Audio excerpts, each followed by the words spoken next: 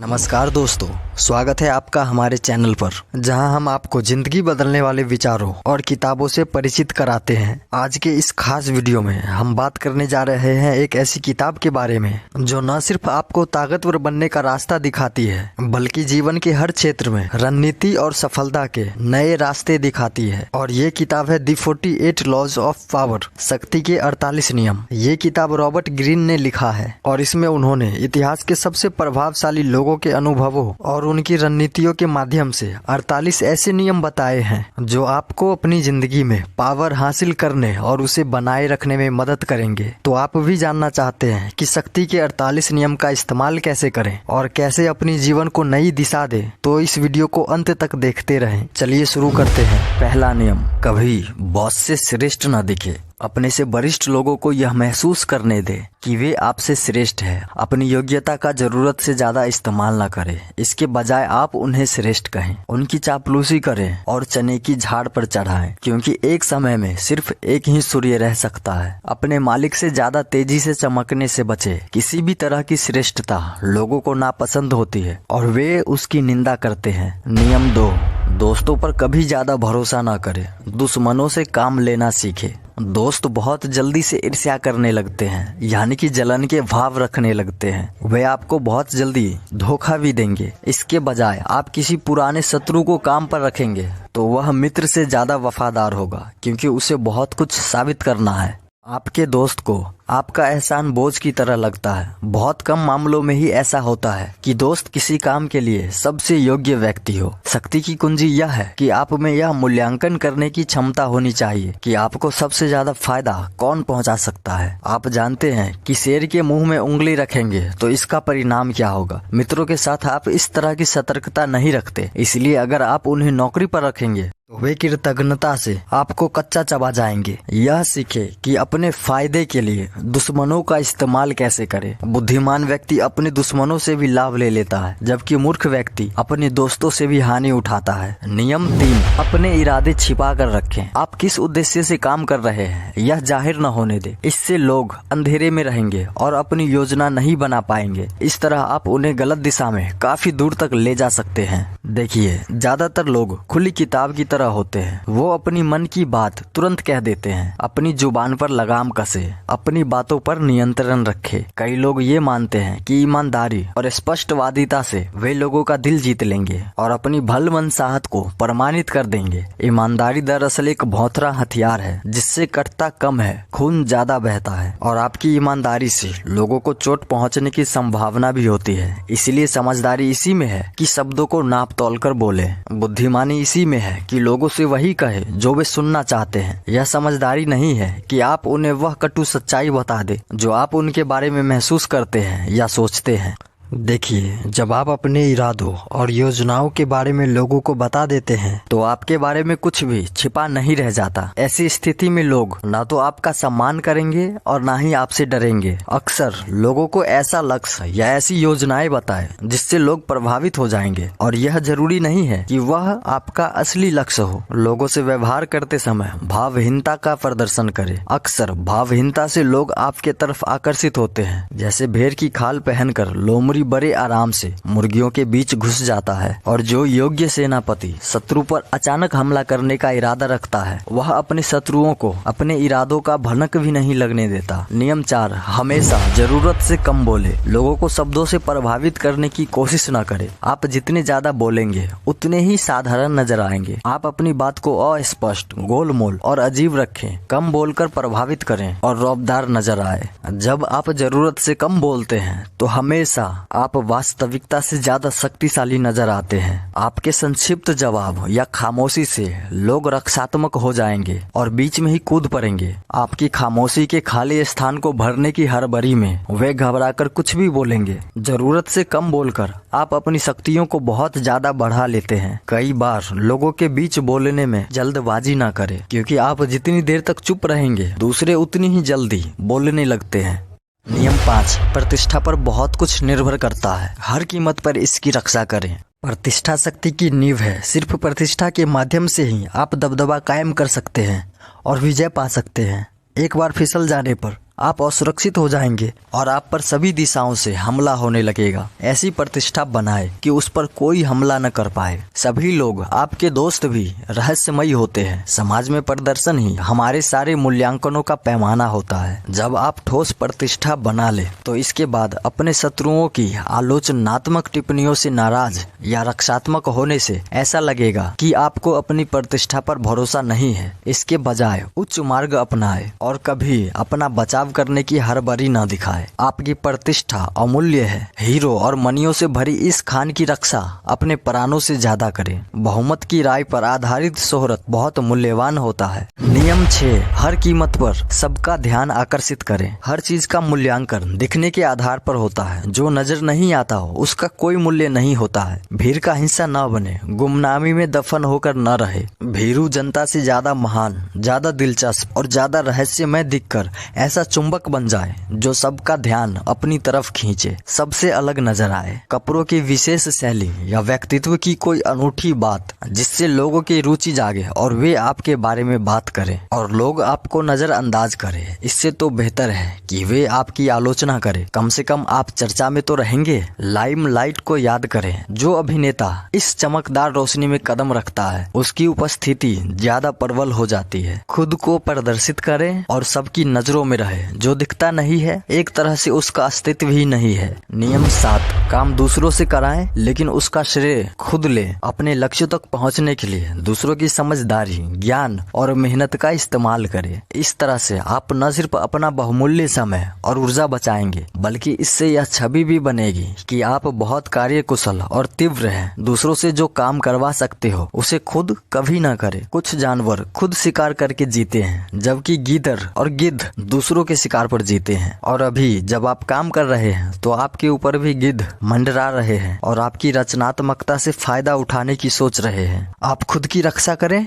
और आप खुद गिद्ध बन जाए। एक एग्जाम्पल है एक कलाकार का जो बहुत सारे कलाकारों को काम पर रखते थे और उनसे पेंटिंग बनवाकर खुद महंगे दाम पर बेचते थे। न्यूटन अपनी खोज करते समय अतीत के लोगों की सफलताओं का सहारा लिया। दूसरे वैज्ञानिकों के ज्ञान का भरपूर लाभ उठाया। शेक्सपियर ने दूसरों की कहानी पर नाटक लिखे। बाद में कितने सारे लोगों ने शेक्सपियर से सीखा या शेक्सपियर की कहानी से चुराया। दरअसल बहुत सारे लोगों का ज्ञान किताबों में और इसी तरह के उपयोगी वीडियो में धूल खा रहा है और यह इंतजार कर रहा है कि आप आएं और इस किताब को पढ़ें और इस किताब का इस्तेमाल, इस वीडियो का इस्तेमाल अपनी जिंदगी में आगे बढ़ने के लिए करें। हमेशा दूसरों के अनुभव से सीखें, उनसे लाभ उठाएं। सीखने को बहुत कुछ है। ज्ञान के बिना जिंदगी अर्थहीन है। सबसे ज्ञान हासिल करें। दूसरों की जीत और मेहनत के बल पर महानता की प्रतिष्ठा हासिल करना सीखे।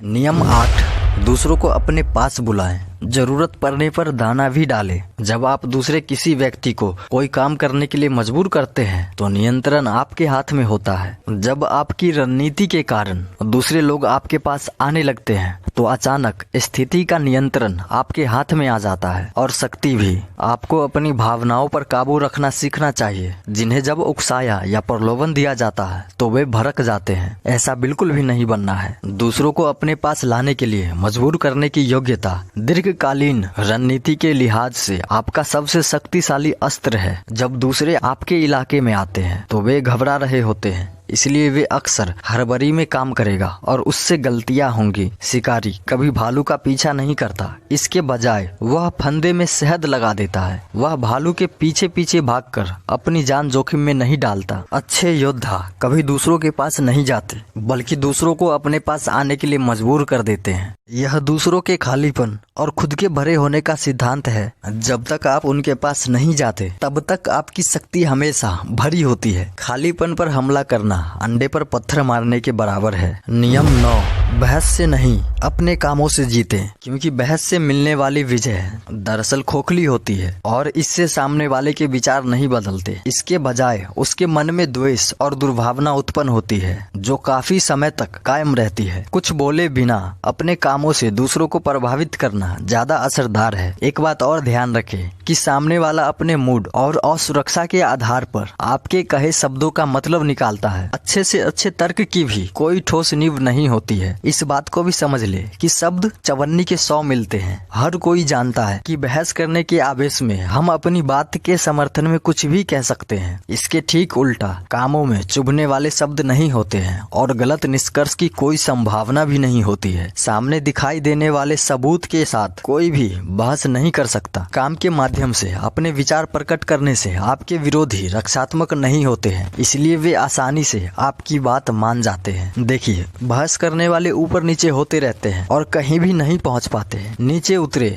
या लोगों को लात मारे या धक्का दिए बिना उन्हें अपना मतलब दिखा दें, उन्हें शिखर पर छोड़ दे। गुरुत्वाकर्षण की शक्ति उन्हें अपने आप धरती पर ले आएगी। कभी बहस ना करे। समाज में किसी भी चीज पर बहस नहीं होनी चाहिए। सिर्फ परिणाम देने पर अपना ध्यान केंद्रित करे। नियम 10, संक्रमण, दुखी और बदकिस्मत लोगों से बचे। आप किसी दूसरे के दुख से मर सकते हैं। भावनात्मक नकारात्मक अवस्थाएं बीमारियों की तरह संक्रामक होती है। हो सकता है आपको लगे कि आप डूबते आदमी की मदद कर रहे हैं, लेकिन यह याद रखें, ऐसा करके आप सिर्फ अपनी मुश्किलें बढ़ा रहे हैं। बदकिस्मत लोग बदकिस्मती को अपनी ओर आकर्षित करते हैं। अगर आप उनकी मदद करेंगे तो बदकिस्मती आपकी तरफ भी आकर्षित हो जाएगी। इसलिए सुखी और खुशकिस्मत लोगों के साथ रहें और इस ज्ञान के लिए धन्यवाद कहें। देखिए, कुछ लोग दुर्भाग्यशाली होते हैं। ये लोग अपनी गलतियों के कारण नहीं बल्कि परिस्थितियों के कारण दुर्भाग्य का शिकार होते हैं। ये हमारी मदद और सहानुभूति के हकदार हैं। लेकिन कई लोग दुर्भाग्य या दुख के शिकार नहीं होते बल्कि अपने विनाशकारी कामों और दूसरों पर बुरे प्रभाव के कारण दुर्भाग्य को खुद अपनी ओर आकर्षित करते हैं। इन लोगों की मदद करने के बारे में हमेशा सतर्क रहें। देखिए, खतरा यह है कि बुरे प्रभाव डालने वाले लोग हमेशा ऐसा नाटक करते हैं कि उनका दोष नहीं है बल्कि परिस्थितियों का दोष है। आप लोगों का मूल्यांकन इस बात से ना करें कि अपनी समस्याओं के वे क्या कारण बताते हैं, बल्कि इस बात से करें कि दुनिया पर उनका क्या प्रभाव पड़ता है। दुर्भाग्यशाली लोगों को इस बात से पहचाने कि वे दुर्भाग्य को आमंत्रित करते हैं। उनका अतीत बहुत उथल पुथल वाला होता है। बहुत से लोगों से उनके संबंध टूट जाते हैं, उनके कैरियर अस्थिर रहते हैं और उनके चरित्र में एक खतरनाक व्यक्तित्व होता है जिससे प्रभावित होकर आप अपनी तर्क शक्ति खो देते हैं और बुरे प्रभाव वाले लोगों से दूर भाग जाएं, नहीं तो इसके परिणाम आपको भी भुगतने पड़ेंगे।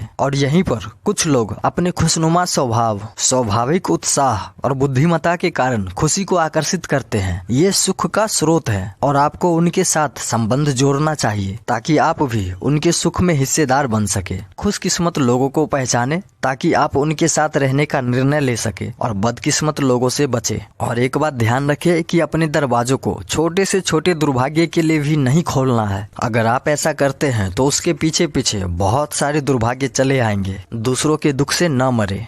नियम 11, लोगों को अपने पर निर्भर बनाना सीखे। अपनी आजादी बनाए रखने के लिए आपको ऐसा बनना चाहिए ताकि लोगों को हमेशा आपकी जरूरत पड़े और वे आपको चाहे। आप उतना ही ज्यादा आजाद होंगे। कुछ ऐसा करें ताकि दूसरे अपनी सुख समृद्धि के लिए आप पर निर्भर हो जाए। आपकी शक्तियों का सबसे बड़ा सबूत यह है कि आप लोगों से अपने इच्छा के हिसाब से काम करवा सकते हो। जब आप लोगों को मजबूर या आहत किए बिना ऐसा करें, यानी जब वे अपनी मर्जी से आपकी इच्छा के हिसाब से काम करें। देखिए, दरअसल शक्ति संपन्न बनने के लिए लोगों से संबंध बनाना जरूरी है। आपको समर्थकों, प्यादों या कमजोर मालिकों की जरूरत हमेशा पड़ेगी। अगर आप खुद को अनिवार्य नहीं बना सकते तो पहला मौका मिलते ही आपको बाहर निकाल दिया जाएगा। और इसीलिए लोगों को अपने पर निर्भर बनाए। इस तरह की निर्भरता से बहुत कुछ हासिल हो सकता है जो शिष्टाचार से नहीं हो सकता। जो अपनी प्यास बुझा लेता है वह तत्काल कुएं की तरफ पीठ कर देता है। नियम 12, शिकार को निरस्त करने के लिए थोड़ी सी ईमानदारी और उदारता दिखाएं। देखिए, एक सच्चा और ईमानदार कदम बेईमानी के दर्जनों कदमों को ढक लेता है। संदेह करने वालों के रक्षा कवच आपकी ईमानदारी और उदारता के कामों से शिथिल हो जाते हैं। जब आपकी थोड़ी सी ईमानदारी उनकी कवच में छेद कर दे तो आप उन्हें धोखा दे सकते हैं। देखिए, धोखा देने का मूल मंत्र है ध्यान भटकाना। दयालुता, उदारता या ईमानदारी के काम से लोगों का ध्यान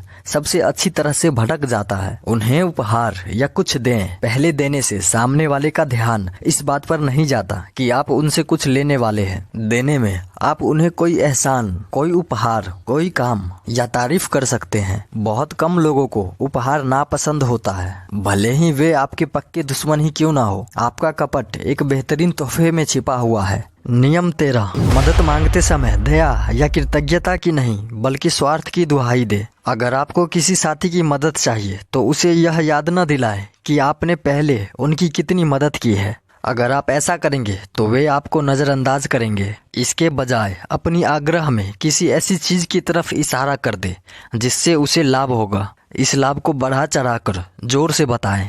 जब उसे यह लगेगा कि आपकी मदद करने से उसे लाभ हो सकता है तो वह पूरे उत्साह से आपकी मदद करेगा। शक्ति की खोज में आपको बार बार अपने से ज्यादा शक्तिशाली लोगों से मदद मांगनी पड़ेगी और मदद मांगना भी एक कला है। शक्ति हासिल करने की राह में आपको यह सीखना होगा कि आप दूसरे व्यक्ति की तरह सोचें, उनकी जरूरतों और रुचियों को भांपे। आपसी स्वार्थ की रस्सी बहुत मजबूत होती है और इसे आसानी से नहीं तोड़ा जा सकता। यह बरसों तक आपकी सेवा करती रहेगी। अपनी किस्मत चमकाने का सबसे आसान और अच्छा तरीका लोगों को यह स्पष्टता से दिखाना है कि आपकी तरक्की में ही उनकी तरक्की छिपी हुई है। नियम 14, मित्र की तरह दिखें लेकिन काम जासूस की तरह करें। अपने प्रतिद्वंदी के बारे में जानना बहुत महत्वपूर्ण है। बहुमूल्य जानकारी इकट्ठी करने के लिए जासूसों का इस्तेमाल करें ताकि आप एक कदम आगे रह सके। शक्ति के क्षेत्र में आपका लक्ष्य यह है कि भविष्य की घटनाओं पर आपका नियंत्रण हो। ऐसा तरीका खोजें जिससे आप अपनी कॉम्पिटिटर के रहस्य और छिपे हुए उद्देश्यों का पता लगा सके। दोस्ताना व्यवहार से आप दोस्तों और दुश्मनों से भी गोपनीय जानकारी पा सकते हैं। अगर आप किसी के सामने अपनी दिल की भावनाएं उजागर करने का नाटक करते हैं तो इस बात की संभावना बढ़ जाती है कि वह भी आपके सामने अपने रहस्य उगल देगा। अगर आप उसे कोई झूठा रहस्य बताएंगे तो बदले में वह आपको सच्चा रहस्य बता देगा। जासूस की तीसरी आंख का इस्तेमाल करें। योग्य शासक और बुद्धिमान सेनापति दुश्मन को जब चाहे जीत लेते हैं। इसका कारण यह है कि उन्हें दुश्मन की स्थिति का पहले से ही ज्ञान होता है। नियम 15, अपने दुश्मन को पूरी तरह से मिटा दे। जिस शत्रु से भय हो उसे पूरी तरह से कुचल देना चाहिए। अगर एक भी चिंगारी बची रही तो आग भड़क उठेगी। शत्रु को पूरी तरह से मिटाने के बजाय आधा कुचलने से नुकसान होगा। देखिए, चाहे आप कुछ भी कर ले, आप कितना भी अच्छा या बड़ा काम क्यों न कर ले, कुछ लोग आपके दुश्मन जरूर बनेंगे। भले ही आप कुछ भी कर ले, अगर उनसे जूझते समय आप दया या समझौते की आशा में या रास्ते पर ही रुक जाते हैं तो आपको इससे कोई फायदा नहीं होगा। हो सकता है आपसे पराजित होने के बाद वे कुछ समय तक दोस्ताना व्यवहार का ढोंग करें, क्योंकि उनके पास कोई दूसरा विकल्प नहीं है और वे सही वक्त का इंतजार कर रहे हैं। अपने दुश्मनों को उसी तरह कुचल डालें जिस तरह मौका मिलने पर वे आपको कुचल डालते। इससे शांति और सुरक्षा मिलेगी। यथार्थवादी बने। अगर आप अपने दुश्मनों के प्रति निर्मम नहीं है तो आप कभी सुरक्षित नहीं रहेंगे। अगर आप उन्हें मिटाने या अपनी नजरों से दूर रखने की स्थिति में नहीं है तो आप कम से कम इतना तो समझ लीजिए कि वे आपके खिलाफ साजिश कर रहे हैं। उनकी दोस्ती के नाटक पर जरा भी ध्यान न दे। इस तरह की स्थिति में सतर्कता ही आपका इकलौता हथियार है। देखिए, घायल नाग के बारे में जानिए। अगर आप नाग को अपने पैरों से दबाने के बाद जिंदा छोड़ देंगे तो वह दोबारा फन तान लेगा और दोगुने जहर के साथ आपको डसेगा। इस बात को जान ले कि दुश्मन को या तो पुचकारा जाना चाहिए या पूरी तरह से मिटा देना चाहिए। छोटी चोटों के लिए तो वे प्रतिशोध लेंगे, लेकिन बड़े आघातों के लिए वे प्रतिशोध नहीं लेंगे। नियम 16, सम्मान पाने के लिए दूरी बनाए। कहीं भी बहुत ज्यादा आने जाने से कीमत घटती है। आप जितना ज्यादा दिखते और बोलते हैं आप उतने ही साधारण नजर आते हैं। आपके अनुपस्थित होने पर आपके बारे में ज्यादा बातें होंगी और आपकी ज्यादा तारीफ भी होगी। देखिए, किसी चीज की कमी से उस चीज का मूल्य बढ़ जाता है। दूर कब होना है यह जानना एक कला है। अगर यह काम सही तरीके से किया जाए तो आप अपने खोए हुए सम्मान को दोबारा हासिल कर सकते हैं। सूर्य का महत्व इसकी अनुपस्थिति से ही होता है। लगातार गर्मी पर सूर्य चुभने लगता है। अगर आप खुद को अनुपस्थित रखना सीख लेंगे तो लोगों में आपकी मांग बढ़ जाएगी। नियम 17, दूसरों को दुविधा में रखे और निश्चय का माहौल बनाए। इंसान आदतों के गुलाम होते हैं। अचानक या अनसोची चीज सबसे डरावनी होती है, इसलिए हम भूकंपों और तूफानों से डरते हैं। अप्रत्याशित मानवीय व्यवहार का हम पर इसी तरह का प्रभाव पड़ता है। जानवर निश्चित तरह से व्यवहार करते हैं, इसलिए हम उनका शिकार करके उन्हें मार पाते हैं। शक्तिशाली लोग जानबूझकर अपने आसपास के लोगों को विचलित करके भय उत्पन्न करता है। लोग हमेशा आपके कामों के पीछे छिपे उद्देश्य को समझने की कोशिश करते हैं। देखिए, बुद्धिमान शासक इतना रहस्यमय होता है कि ऐसा लगता है उसे कुछ भी नहीं पता। वह इतना अस्पष्ट होता है कि कोई उसे जान नहीं पाता।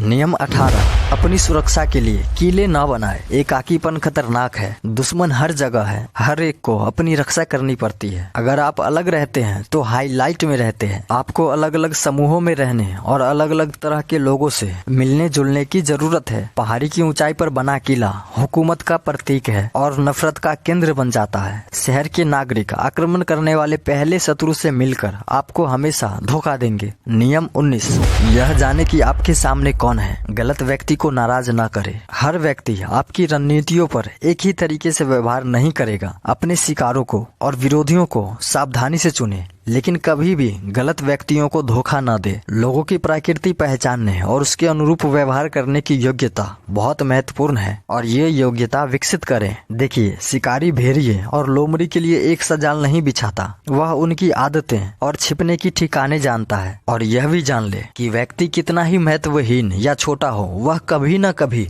आपके काम आ सकता है। लेकिन कभी आपने उसका अपमान किया है तो वह आपके काम नहीं आएगा। गलतियों को अक्सर माफ कर दिया जाता है, लेकिन अपमान को नहीं। नियम 20, किसी के पिट्ठू न बने। मूर्ख व्यक्ति ही हमेशा पिट्ठू बनने के लिए दौड़ लगाता है। खुद के अलावा किसी भी व्यक्ति के पाले में न आए। चूंकि शक्ति काफी हद तक दिखावे पर निर्भर करती है, इसीलिए आपको ऐसी तरकीबें सीखना चाहिए जिनसे आपकी प्रतिष्ठा बढ़े। जब आप पिट्ठू नहीं बनते हैं तो इससे सामने वाले को गुस्सा नहीं आता है, बल्कि उसके मन में आपके प्रति सम्मान उत्पन्न होता है और आप तत्काल शक्तिशाली बन जाते हैं। अगर आप चाहे तो तोहफे और एहसानों को स्वीकार कर सकते हैं, लेकिन आप अपने मन में किसी का पक्ष न ले। किसी भी पक्ष में शामिल न हो, बल्कि उन्हें आपस में ही मामला सुलझाने के लिए प्रेरित करें। किसी भी व्यक्ति के पक्ष में रहने का वायदा न करें, क्योंकि यह किसी दूसरे व्यक्ति का गुलाम बनना है। खुद को सभी वायदों और एहसानों से मुक्त रखें। ये सामने वाले की चालें हैं ताकि आप पर हुकूमत कर सके। नियम 21, मूर्ख बनाने के लिए मूर्ख बनने का नाटक करे।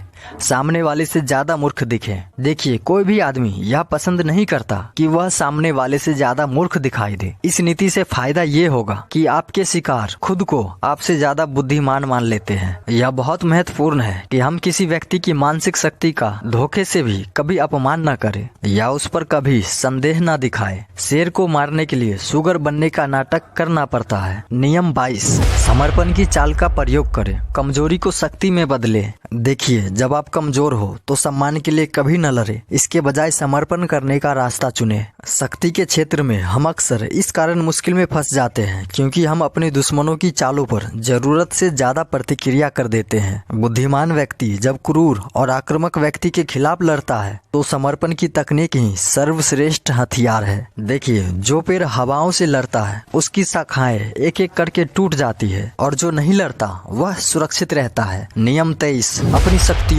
और ऊर्जा को सबसे मजबूत बिंदु पर केंद्रित करें। बहुत सी खानों को थोड़ा थोड़ा खोदने के बजाय एक ही समृद्ध खान को गहराई तक खोदने से ज्यादा फायदा होता है। केंद्रित प्रयासों की विजय होती है और बिखरे हुए प्रयासों की हार होती है। कैसिनोवा ने जीवन में अपनी सफलता का राज यह बताया था कि उनमें एक लक्ष्य पर केंद्रित रहने की योग्यता थी। वे एकाग्रता से अपने लक्ष्य का तब तक पीछा करते थे जब तक वे उसे हासिल न कर ले। एकाग्रता को बिखराव से ज्यादा बहुमूल्य माने। पूर्णता संख्या में नहीं, गुणवत्ता में होती है। बहुत से काम करने में लगने वाला व्यक्ति कभी औसत से ज्यादा ऊपर नहीं उठ सकता। एक ही काम को करे, उसी में महान बने। बहुत ज्यादा रुचियों वालों का दुर्भाग्य यह होता है कि वे हर मामले में हाथ तो डालते हैं, लेकिन उनकी पकड़ किसी पर भी नहीं होती। नियम 24, आदर्श दरबारी की भूमिका निभाए। दरबारी श्रेष्ठ लोगों के सामने झुकता है और बाकियों पर अपनी शक्ति का प्रयोग शालीन अंदाज में करता है। प्रदर्शन से बचे। इसमें समझदारी नहीं है कि आप अपने बारे में डिंगे हाँकते रहे। उदासीनता का अभ्यास करें। कभी भी ज्यादा मेहनत करते न दिखे। ऐसा लगना चाहिए कि आपकी प्रतिभा सहजता से आ रही है। लोगों की नजरों में रहने की कोशिश करें। सामने वाले के हिसाब से अपनी शैली और भाषा बदले। यह सोचना गलत है कि हर व्यक्ति के साथ एक ही तरह से बात और व्यवहार करना चाहिए। आपको हर व्यक्ति के हिसाब से बोलना सीखना चाहिए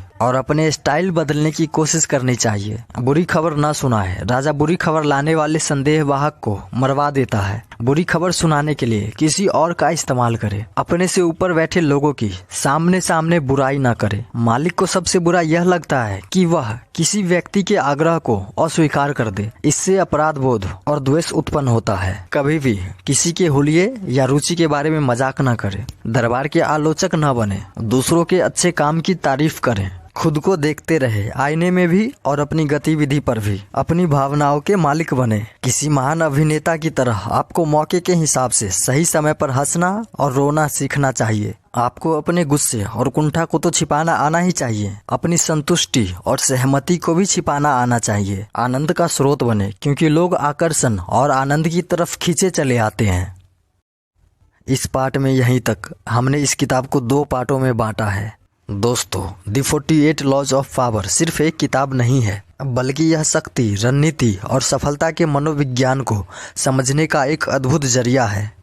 लेकिन याद रहे, इन नियमों का इस्तेमाल करते समय हमें नैतिकता और इंसानियत का भी ध्यान रखना चाहिए, क्योंकि शक्ति का सही इस्तेमाल वही है जो दूसरों को ऊपर उठाने और अपने जीवन को बेहतर बनाने के लिए किया जाए। अगर आपको यह वीडियो पसंद आया हो और आप कुछ नया सीख पाए हो तो इसे लाइक और शेयर जरूर करें। साथ ही हमें कमेंट में बताएं कि इन 48 लॉ में से कौन सा लॉ आपको सबसे ज्यादा पसंद आया है। ऐसे ही प्रेरणादायक और ज्ञानवर्धक वीडियो के लिए चैनल को सब्सक्राइब करना ना भूलें। वीडियो पूरा देखने के लिए धन्यवाद और हमेशा सीखते रहिए, बढ़ते रहिए।